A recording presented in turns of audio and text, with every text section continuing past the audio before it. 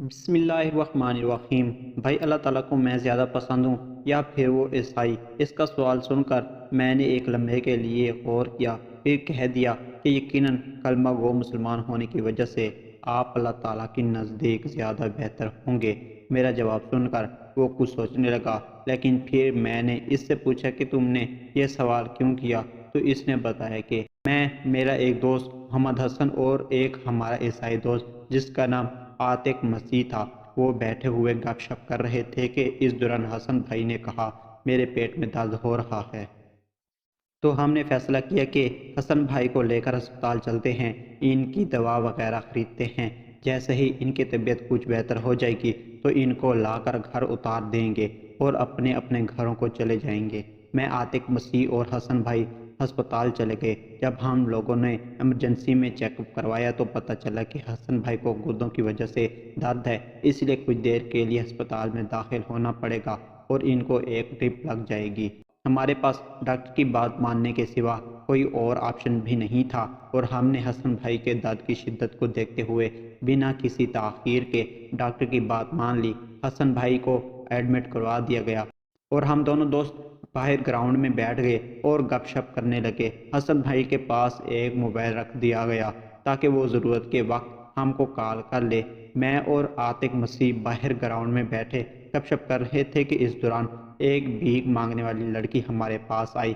اس نے مجھ سے اور عاتق مسیح سے اللہ اور رسول محمد صلی اللہ علیہ وآلہ وسلم کے نام پر بھیک مانگنا شروع کر دی۔ میں نے بھیک دینے سے منع کر دیا، لیکن عاتق بھائی نے اس کی مدد کرنا چاہی۔ عاتق بھائی کیونکہ عیسائی تھے اور میرا یہ نظریہ تھا کہ وہ مسلمانوں کو زیادہ قریب سے نہیں جانتے، اسی لیے میں نے ان کو بتایا کہ ان لوگوں نے مجبور لوگوں سے فائدہ اٹھانے کے لیے کئی گر نکال رکھے ہیں، یہ کوئی حقدار نہیں ہے، ان کو بھیک نہ دینا۔ میری بات سن کر عاتق نے کچھ دیر کے لیے سوچا اور پھر میری بات پر عمل کرنے کے لیے بجائے اپنی ہی بات پر قائم رہا، لیکن اس نے لڑکی کو آزمانے کے لیے یہ کہہ دیا کہ میں بغیر کسی لالچ کے تمہاری مدد نہیں کروں گا، مدد کے بدلے میں کچھ دیر کے لیے تمہیں میرے پاس تنہائی میں آنا ہوگا تاکہ میں تمہارے ساتھ اپنی خواہشات کی تکمیل کر سکوں۔ لڑکی نے عاتق بھائی کی بات ماننے سے انکار کر دیا اور آگے بڑھ کر مزید لوگوں سے بھیک مانگنے لگی۔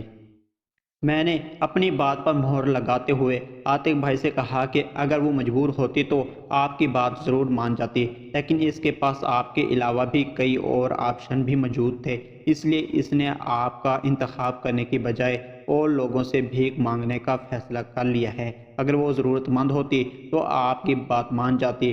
بظاہر عاتق بھائی بھی مجھ سے متفق نظر آئے، لیکن میری بات اس وقت غلط ثابت ہو گئی جب وہ لڑکی تقریباً 20 منٹ کے بعد پھر واپس لوٹ کر آ گئی اور اس نے آ کر عاتق بھائی سے کہا کہ مجھے آپ کی بات منظور ہے۔ تو عاتق بھائی اٹھ کر اس کے ساتھ چلے گئے۔ میں وہیں اکیلا بیٹھا ان کا انتظار کرنے لگا۔ کچھ دیر بعد عاتق بھائی واپس آئے اور وہ رو رہے تھے اور انہوں نے مجھے کہا کہ تم اپنی سوچ کا زاویہ بدل دو۔ پہلے تو مجھے یہ لگا کہ ان کو وہاں کے کسی لڑکے نے مارا ہے یا ان کی کہیں لڑائی ہوئی ہے، لیکن ان سے تفصیل پوچھی تو انہوں نے بتایا کہ میں اس لڑکی کو لے کر اپنی جنسی ہوس مٹانے کے لیے گیا تھا، لیکن میں جب اس کو لے کر ایک ویران جگہ پر پہنچا تو اس سے پوچھا کہ تم بھی کیوں مانگ رہی ہو؟ تو اس نے بتایا کہ میری ماں شوگر کی مریض ہے، ان کے پاؤں سے شوگر بڑھ چکی ہے، میرے پاس ان کی پٹی چینج کرنے کے بھی پیسے نہیں ہوتے، تقریباً 10 دن سے میں نے ان کو وہ پٹی لگا رکھی ہے اور وہ پٹی اب ان کے مانس میں دھنس چکی ہے، میرے پاس اتنے پیسے بھی نہیں ہے کہ میں کسی کو بلا کر ان کی پٹی تبدیل کروا دوں۔ پچھلے 10 دنوں سے بھیک مانگ کر میں بمشکل اتنا ہی جمع کر پاتی ہوں کہ جس سے اپنے لیے، والدین کے لیے روٹی اور دوا خرید سکوں۔ آج جب مجھے یہ بھی مشکل ہو گیا تو میں نے آپ کی بات ماننے کا فیصلہ کر لیا، لیکن میری آپ سے التجا یہ ہے کہ میرے پاس قرآن پاک کا ایک نسخہ ہے جو اس وقت میرے پاس ہے، اگر آپ اس کو خریدنا چاہتے ہو تو مجھے کچھ ہدیہ دے کر آپ وہ لے لیں تو میرا آج کا دن گزر جائے گا، اگر کل کو پھر مجھے مجبوری بنی تو میں آپ کو اپنا جسم دے دوں گی۔ اگر اللہ تعالیٰ نے میری مشکلیں آسان کر دی تو شاید میں اور آپ دونوں یہ گناہ کرنے سے بچ جائیں۔ میں اس لڑکی کی بات سن کر بہت متاثر ہوا۔ جب میں نے اس سے پوچھا کہ وہ قرآن پاک کا نسخہ کہاں ہے تو اس نے بتایا کہ اس وقت میرے پاس ہے اور میں نے اس کو ایک لحاف میں لپیٹ کر اپنے سینے سے باندھ رکھا ہے۔ تو نہ جانے کیوں میرا دل نرم پڑ گیا اور مجھے افسوس ہونے لگا۔ میں نے وہ قرآن پاک اس سے لے کر دیکھا، اس کو چھو تو نہیں سکا، لیکن اپنی جیب میں جو کچھ موجود تھا اس لڑکی کے ہاتھ پہ رکھ دیا اور کہہ دیا کہ آئندہ کے بعد روز کے لیے جب تک اللہ تعالیٰ آپ کی والدہ کو زندہ رکھے ان کی پٹی اور ان کے لیے کھانا میں دوں گا، آپ اپنے لیے کچھ محنت مزدوری کر کے کما لیا کریں۔ اگر مجھ سے ہو سکا تو میں ان کی دوا خرید دیا کروں گا، نہیں تو پھر اللہ تعالیٰ کوئی نہ کوئی اور وسیلہ بنا دے گا۔ میری بات سن کر وہ لڑکی مطمئن ہو گئی۔ میں نے اس کا جسم نہ لیا تو وہ مجھے لاکھوں کی دعائیں دیتے ہوئے وہاں سے چلی گئی۔ میں نے اس کا پتہ معلوم کر لیا ہے اور انشاءاللہ آج کے بعد اپنی بات کے مطابق میں اس کی والدہ کے لیے پٹی اور روٹی کا انتظام ضرور کیا کروں گا۔ عاتق کی بات سن کر میں ایک بار پھر اس پر جھٹ پڑا اور اس کو بتایا کہ اس لڑکی نے تمہیں پھر باتوں کی جال میں پھنسا لیا ہے۔ میں نے تمہیں پہلے ہی بتایا تھا کہ یہ بھکاریوں کی باتیں تم نہیں سمجھ سکتے۔ عاتق نے سنجیدہ لہجے میں جواب دیا کہ یار کوئی بھی مسلمان قرآن پاک کو سینے سے لگا کر جھوٹ کیسے بول سکتا ہے۔ میں تو حیران تھا کہ وہ خاتون قرآن پاک پاس ہوتے ہوئے مجھے اپنا جسم دینے پر کیسے راضی ہو گئی، اور خود سوچو کہ قرآن پاک کتنا بڑا محافظ ہے۔